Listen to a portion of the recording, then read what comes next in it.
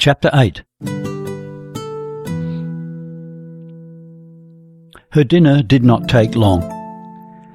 She tried to read a paper to divert her mind for a moment, but it was no good. She might just as well go home and sit there. On the upper landing a man stood waiting. He was tall and thin. She took the last steps running, calling out Helge's name. "It is not Helge," came the answer. It was his father. Jenny stood breathless before him, stretching out her hands. "Gert, what is it? Has anything happened?" "Hush, hush." He took her hand. "Helge's gone. He went to Kongsberg on a visit to a friend, a schoolfellow of his who lives there. Were you afraid, child, that something else had happened?" "Oh, I don't know." "My dear Jenny, you are quite beside yourself." She went past him in the passage and opened her door.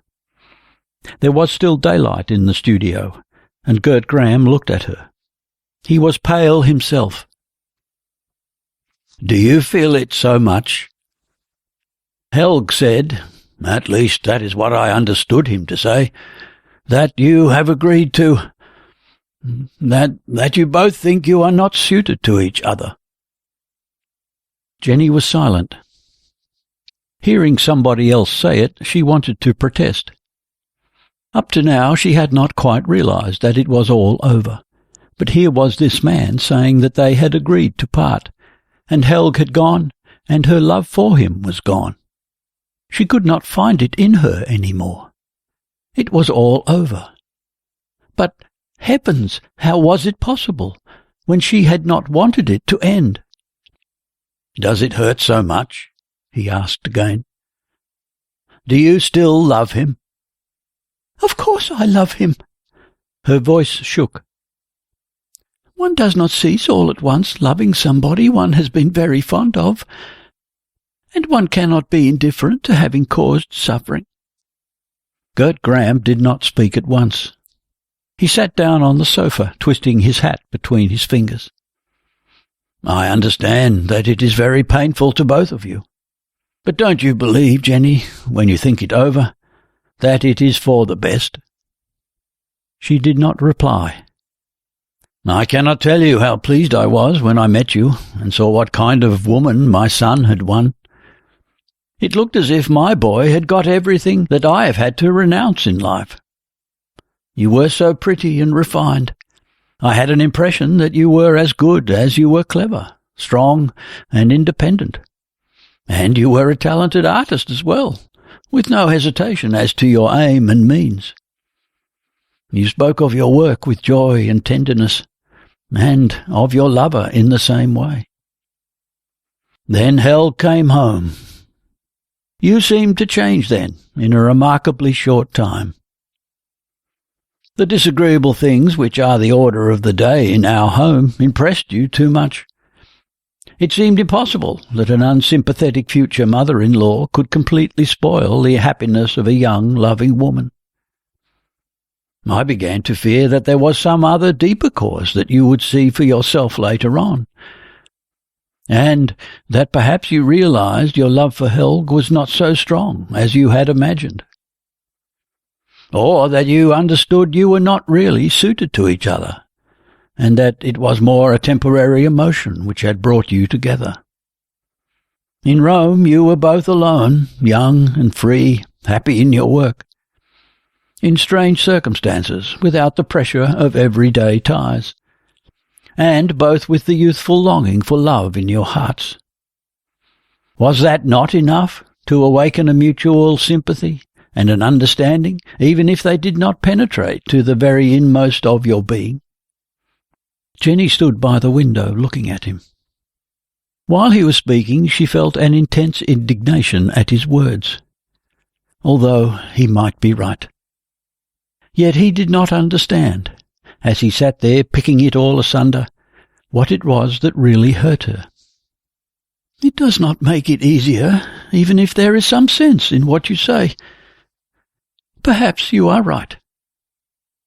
Is it not better, anyhow, that you have realized it now, than if it had happened later, when the bonds would be stronger and the suffering much greater in breaking them?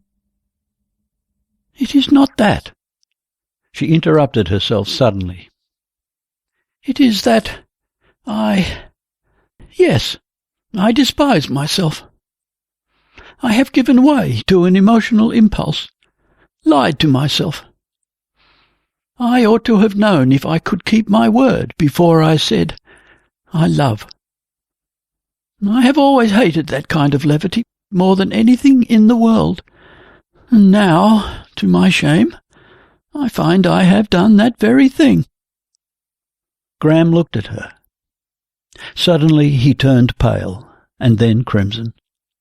After a while he said, speaking with effort, I said it was better for two people who were not in perfect understanding to realize it before their relations had made such a change in their lives that neither of them, especially she, could ever obliterate the traces. If such be the case, they should try with some resignation and goodwill on either side to bring about harmony. Should this not be possible, then there is still the other way out. I don't know, of course, if you and Helge, how far you are affected. Jenny laughed scornfully. I understand what you mean. To me it is just as binding that I have wanted to be his, promised it, and cannot keep my promise, and just as humiliating as if I had really given myself to him, perhaps even more so.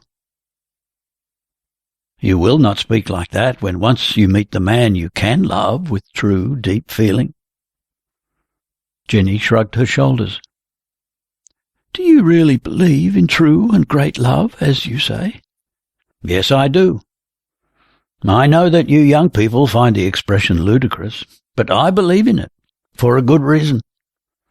I believe that everyone loves according to his individuality.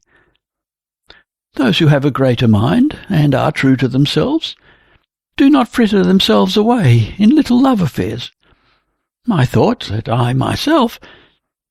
But I was 28 when I met Helge, and I had never yet been in love.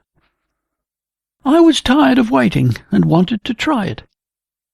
He was in love.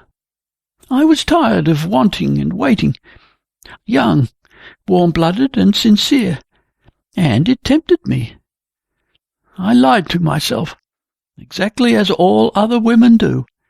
His intensity warmed me, and I was ready enough to imagine that I shared it, although I knew such an illusion can only be kept alive as long as there is no claim on one to prove one's love. Other women live under this illusion quite innocently, because they do not know the difference between good and bad, and go on lying to themselves. But I can plead nothing of that kind in my defence.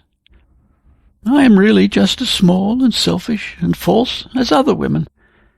And you may depend upon it, Gert, I shall never know what that great and true love of yours is. Well, Jenny, said Gert, with his same melancholy smile, God knows I am neither great nor strong, and I've lived in lies and abominations for 12 years. But I was 10 years older than you are now when I met a woman who taught me to believe in the feeling you speak of with such scorn, and my faith in it has never been shaken. They were silent for a moment. And you remained with her, said Jenny at last. We had the children. I did not understand then that I should never have any influence on my own children, when another woman than their mother possessed my whole heart and soul. She was married too, very unhappily. Her husband was a drunkard. She had a little girl whom she could have brought with her, but we both stayed. It was part of the punishment, you see, for my relations with her who only gratified my senses, but it was nothing to my soul. Our love was too beautiful to live on a lie. We had to conceal it like a crime. Believe me, Jenny, there is no other happiness than a great love. She went up to him, and he rose. They stood an instant close to one another without speaking.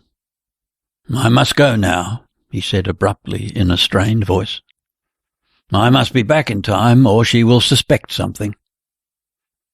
Jenny nodded and followed him to the door. "You must not believe that your heart is beyond love," he said. "It is a proud heart and a warm one. Will you still count me among your friends, little girl?" "Yes, thank you," said Jenny, giving him her hand.